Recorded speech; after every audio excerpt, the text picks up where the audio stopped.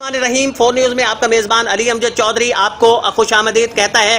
नाज़रीन, कोरोना ने पूरी दुनिया को अपनी लपेट के अंदर ले रखा है।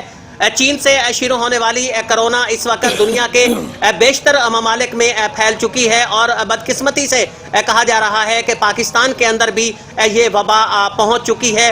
वज़ीर-ए-आज़म पाकिस्तान के खिताब में, जिसमें वज़ीर-ए-आज़म पाकिस्तान ने वाज़े तौर पर कहा कि कोई भी रियासत अकेले इसका मुकाबला नहीं कर सकती, इसके लिए अवाम का ताउन और उसके साथ साथ जो अवामी हल्के हैं उनका ताउन बहुत ही ज़रूरी है। तो इस वक्त भी मैं मौजूद हूँ और इस वक्त मेरे साथ यहाँ मौजूद हैं साबिक रुकन सूबाई असम्बली जनाब इफ्तिखार खान बलोच साहब, उनके साथ उम्मीदवार सूबाई असम्बली जनाब अमीर अब्बास सियाल साहब उनके साथ तशरीफ रखते हैं।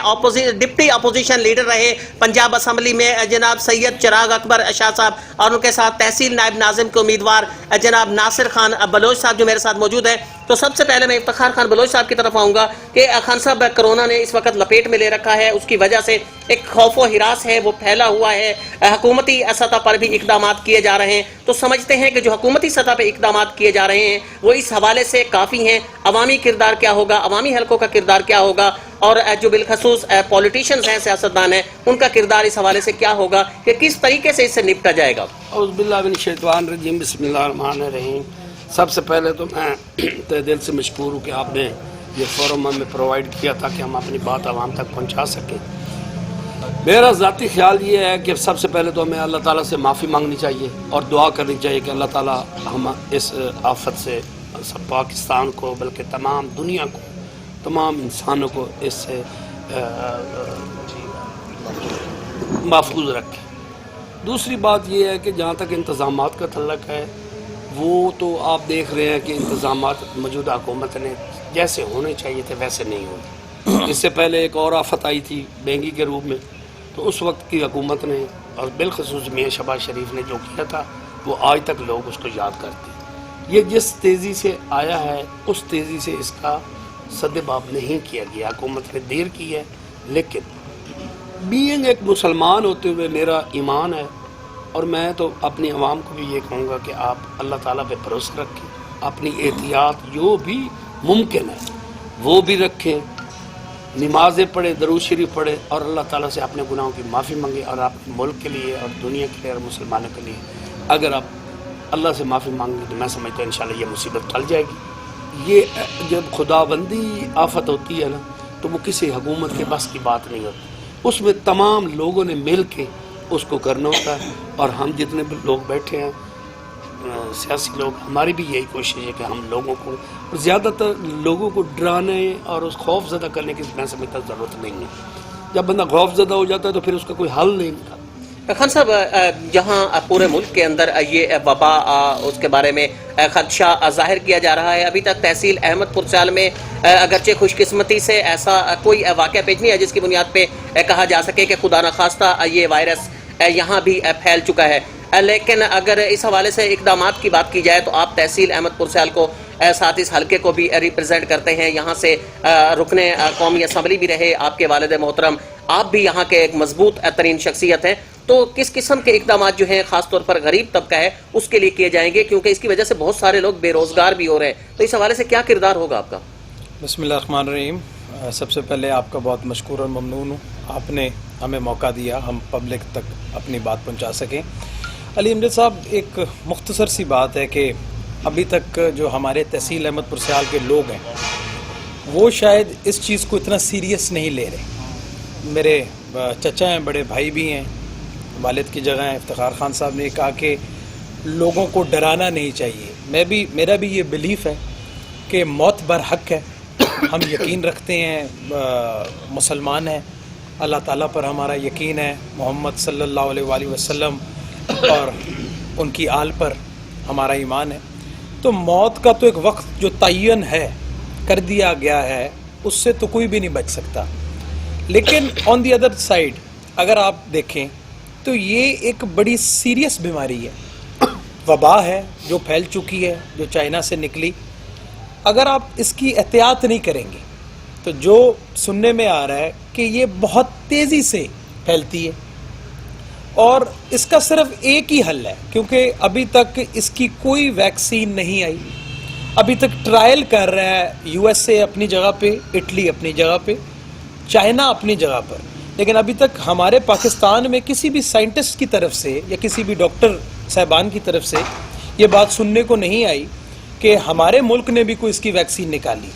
तो इसका सिर्फ एक ही हल है कि सोशल डिस्टेंसिंग जिसको आप बोलते हैं, कि एक दूसरे से कम मिलें, इसका सिर्फ एक ही बचा हुआ है। और मैं समझता हूँ कि गवर्नमेंट पूरी कोशिश कर रही है। नेचुरली जो भी हुक्मरान होगा, इसमें ये नहीं है कि हमारा एफिलिएशन इमरान खान साहब के साथ है या नहीं है, बहैसियत पाकिस्तान का सिटीज़न होने के मैं समझता हूँ कि वज़ीर आज़म पाकिस्तान अपनी पूरी कोशिश करेंगे कि हम इस मूजी बीमारी से फाइट करें। और रही बात कि रात को हमारे chief of the army staff हैं, उन्होंने डिप्लॉय कर दिए हैं ऑलमोस्ट 20,000 ट्रूप्स, जो सिर्फ इस मर्ज़ के लिए, जहाँ भी कराची हो, आपका मतलब प्रोविंस सिंध हो, पंजाब हो, KPK हो, फ़ौज प्रॉपर तरीके से इंटरवीन कर चुकी है। अब मसला ये है कि जिसकी वजह से कहा जा रहा है कि आप एक दूसरे से मिलना ख़त्म करें, उसकी ये वजह नहीं कि खुदा ना खास्ता ये बीमारी क्योरेबल नहीं है। It is curable.